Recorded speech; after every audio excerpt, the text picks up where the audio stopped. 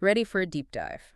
We're going way back to ancient India, trying to unravel the mystery of a figure shrouded in myth and legend. Ah, yes, Chanakya. Exactly. He's a legend, a master strategist. But how much of what we know is actually true? That's the question, isn't it? You see, with Chanakya, it's tricky to separate historical fact from the legend. He's this revered figure in India.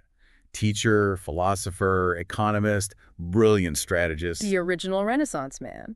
But if he was such a big deal, why don't we have more solid historical records about him? That just adds to the mystery, right? It's like we're talking about someone who potentially helped shape an empire, yet we only have these semi-legendary accounts to go on. So how do we even begin to make sense of it all? Where do we start? Well, the good news is we have a few different versions of his story to explore. We've got the Buddhist, the Jain, the Kashmiri, even a version from the play Mudrakashasa. So it's like trying to solve a puzzle, but we've got multiple pieces that might fit together in different ways. Precisely. Each version presents Chanakya playing a pivotal role in Chandragupta Maurya's rise to power, but with its own unique twists and interpretations. Like we're getting different perspectives on the same story, right? Exactly. And it's up to us to sort through them, compare, contrast, see where they overlap and where they diverge. I like it, a historical puzzle. Okay, so which version do we want to tackle first? Let's start with the Jain narrative. It's known for being the most dramatic, with a really intense beginning. Intense in what way? Well, it kicks off with Chanakya being publicly humiliated by the Nanda king, a serious blow to his pride and reputation. Ouch, I can imagine that would leave a mark. Definitely. And this humiliation isn't something Chanakya just lets go of. It ignites a fire in him, a thirst for revenge. He vows to topple the Nanda dynasty. Talk about holding a grudge. So how does he go about this revenge plot? His quest for vengeance becomes a search for a new king, someone worthy of the throne, someone he can mold into the perfect ruler. And that's where the young Chandragupta enters the picture, right? Exactly. This part always gets me. Imagine, Chanakya is out and about, and he sees this group of children playing. Just a normal day? Right, just an ordinary day. And among these kids, he spots Chandragupta playing king with his friends. Talk about being in the right place at the right time. Or maybe it was destiny. But did Chanakya just, know right away that this kid was the chosen one? It's presented as if he saw something special in Chandragupta, some spark of leadership potential that others might have missed. It really speaks to Chanakya's ability to spot talent and potential where others saw just child's play. Like a diamond in the rough. But spotting potential is one thing. What did he do to actually mold this kid into a future emperor? He took him under his wing, basically. Yeah. Chandragupta received this incredibly rigorous education and training, all designed to test his character, his intelligence, his strategic thinking. Sounds like he really put him through the ringer. Absolutely. And one of the most well-known stories from this period involves a poisoned girl. It's a rather unsettling tale that highlights Chanakya's ruthlessness and strategic thinking. Okay, I'm both intrigued and a little scared to ask. What happened? It's said that to eliminate a rival and solidify Chandragupta's position, Chanakya orchestrated a scenario where the Nanda king's food taster, a young girl, would unknowingly consume poisoned food meant for the king. Oh, wow, that's cold. A calculated sacrifice, some might say, though morally questionable, of course.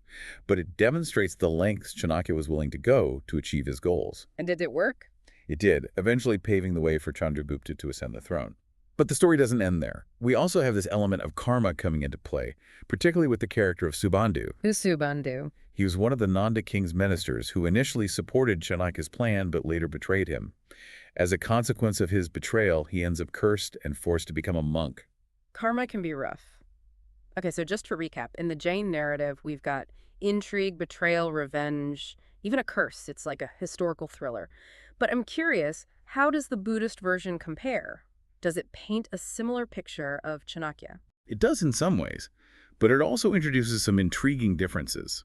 For instance, the Buddhist version portrays the Nanda kings in a less favorable light. They're actually described as former robbers who usurped the throne. So their claim to power is already kind of shaky in this version. Exactly. It adds a layer of complexity to the power dynamics at play. And then there's Chanakya's appearance.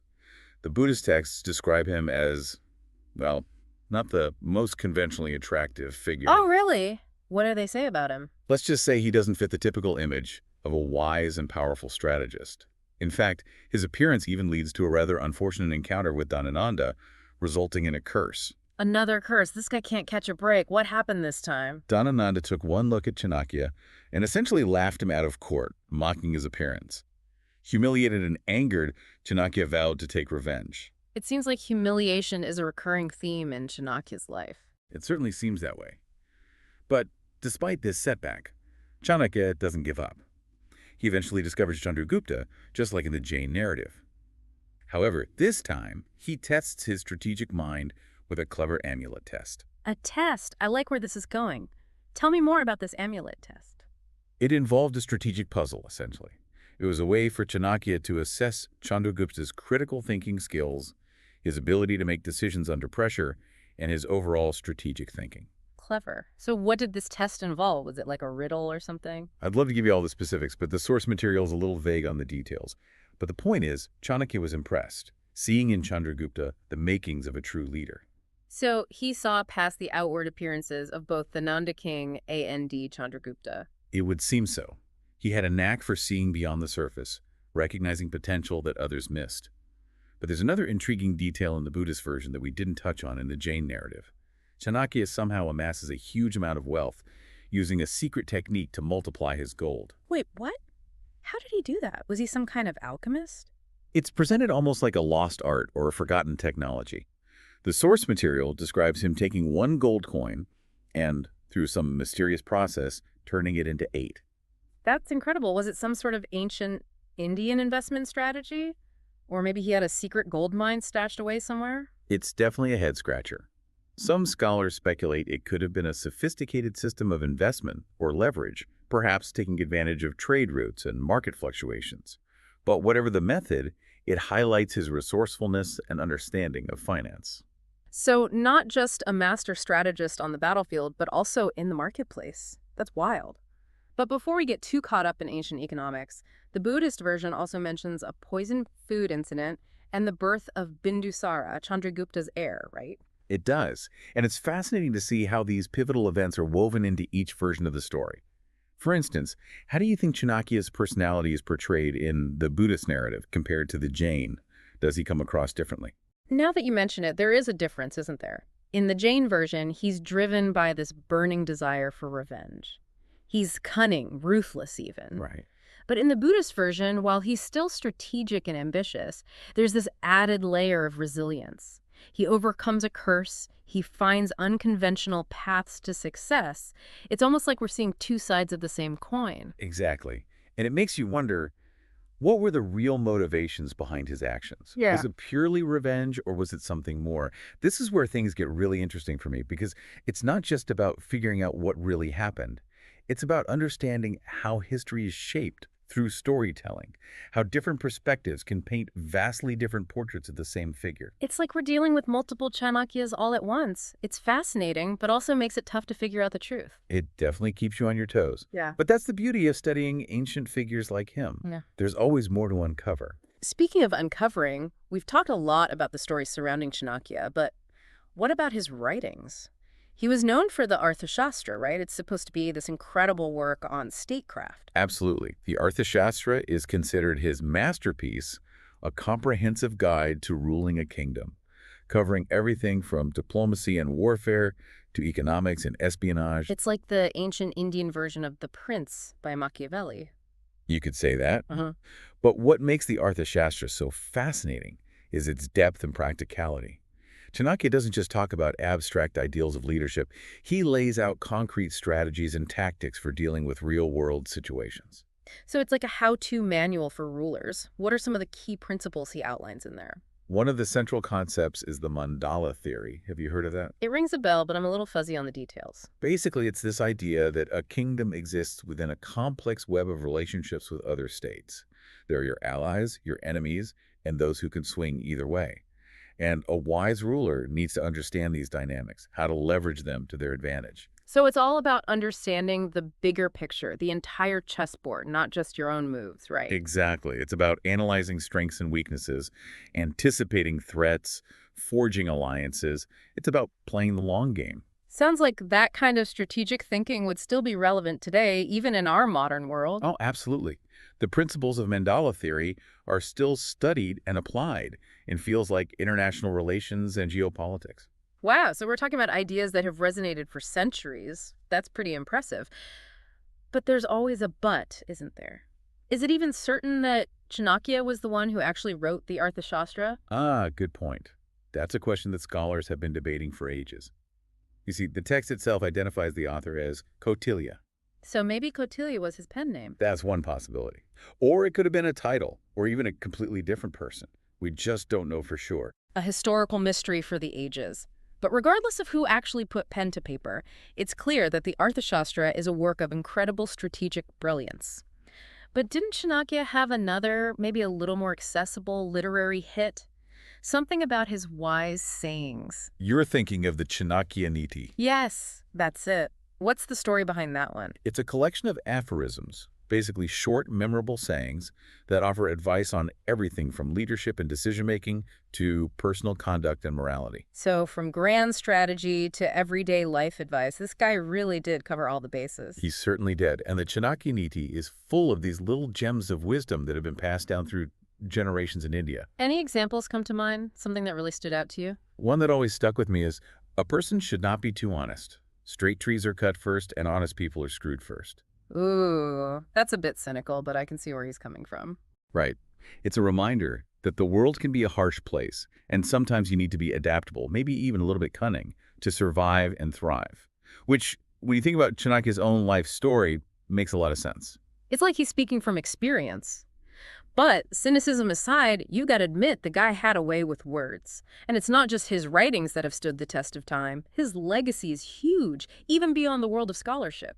Absolutely. I mean, how often do you see historical figures get entire institutions named after them? Not very often. It takes a special kind of influence to have that kind of lasting impact. What are some of the ways Chanakya is still remembered today? Well, for one, there's Chanakyapuri, the diplomatic enclave in New Delhi. It's a direct nod to his reputation as a master diplomat and strategist. Very fitting. What else? There are also universities, think tanks, even leadership institutes, all named after him, not just in India, but around the world. It's like his ideas have transcended time and geography, becoming a source of inspiration for leaders and thinkers across generations and cultures. Exactly. He's become this global symbol of strategic thinking, political acumen, and a certain kind of shrewd wisdom. People are still drawn to the power of his ideas, even centuries later. It's remarkable, really. But speaking of different perspectives, we've only explored two of the main versions of Chanakya's story. What about the Kashmiri version? How does that one portray him? The Kashmiri version, it's interesting, it actually paints a more sympathetic picture of the Nandas, almost as if they were the wronged party in all of this. Really? That's a twist. So are they saying Chanakya was the bad guy in this version? Not necessarily a bad guy, but maybe, well, a little less heroic. Some scholars think this version suggests Chanakya might have been a disgruntled former minister in the Nanda court. So instead of this righteous quest for revenge, it's more like a power struggle. Potentially. Like Yeah. maybe there was some falling out, some political maneuvering that led to Chanakya being ousted. And then he sets out to bring the whole dynasty down. That's cold. It definitely adds another layer to his motivations. Right. It makes you question, was it really about revenge for a personal slight?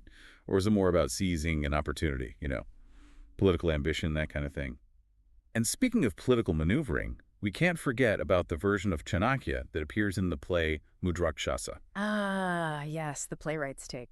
And that one always throws me for a loop. It's so different from the others. It really is. I mean, in the play, Chanakya is less of a central figure and more of a, what's the word? Like a puppet master pulling the strings from the shadows. Exactly. He's portrayed as this incredibly shrewd and manipulative figure, someone who enjoys the game of politics, the art of outsmarting your opponents. So which version is the right one? How do we even begin to separate fact from fiction with a figure like Chanakya? That's the million-dollar question, isn't it? And honestly, there might not be one definitive answer, especially when dealing with ancient history, where sources are often fragmented or biased. So are we saying it's all just speculation? Yeah. That we can never truly know the real Chanakya? Not necessarily. It's more about recognizing that history isn't always neat and tidy. There's always more than one side to the story, multiple perspectives to consider. So what can we take away from all this? If we can't pin down the real Chanakya, what's the point of even exploring these different versions of his story? I think it's because we can't pin him down, that his story is so enduring, so relevant even today. It's a reminder to think critically, to question the narratives we're presented with. To remember that history isn't just a collection of facts. It's an interpretation of events, often shaped by those in power. Exactly. And I think that's a powerful message, especially in today's world where we're constantly bombarded with information from all sides. It's like Chanakya, even after all these centuries, is still challenging us to think for ourselves, to question what we think we know, and to embrace the complexity of the past. Absolutely. His story is a reminder that the pursuit of knowledge and understanding is an ongoing process, one that requires curiosity, critical thinking, and a willingness to keep an open mind. Well said. And on that note, I think it's time for us to wrap up this deep dive into the enigmatic world of Chanakya. Until next time, keep exploring, keep questioning, and keep those aha moments coming. This has been The Deep Dive, signing off.